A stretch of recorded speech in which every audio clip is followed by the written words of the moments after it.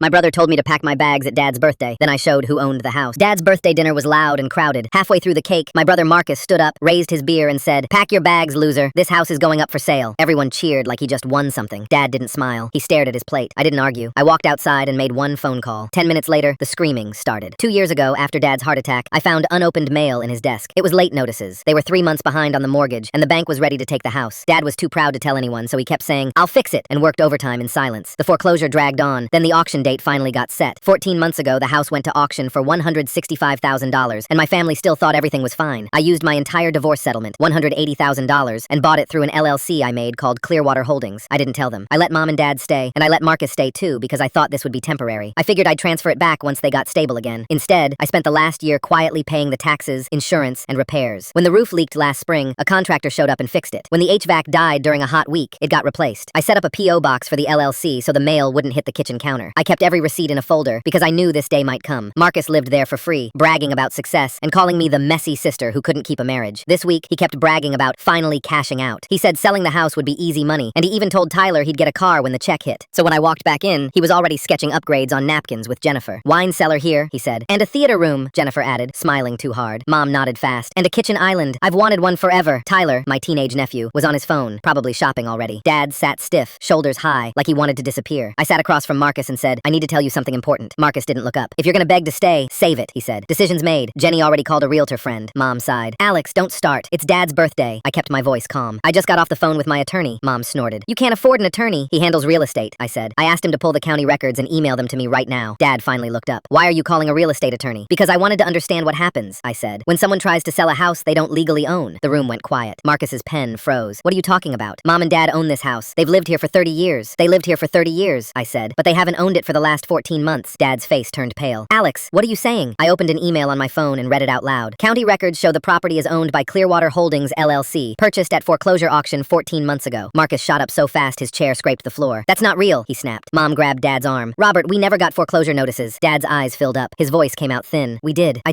thought I could fix it before anyone found out." Marcus was already scrolling on his phone, breathing hard. "Who is Clearwater Holdings?" he said. I looked him right in the eyes and said, "Me. I am Clearwater Holdings." His phone slipped from his hand and clacked onto the table. Jennifer covered her mouth. Tyler blurted, "Oh my gosh," and Mom hissed, "Tyler!" Marcus whispered, "You bought our parents' house." I said, "I bought the house. The same house you just told me to leave. The same house you're trying to sell and split." Marcus's face drained. I leaned forward. "Calling realtors was a big mistake. Trying to sell a house you don't own can get very serious." Marcus opened his mouth, then looked at Dad like this was Dad's job to fix. Dad couldn't even look up. I stood, pushed my chair in, and said, "So here's what's happening tonight. The sale is over before it starts, and nobody is throwing me out of a place I own." Marcus made a choking sound, like he wanted to shout, but no words came out. "Now they're saying I stole the house, even though I saved it. Was I wrong?"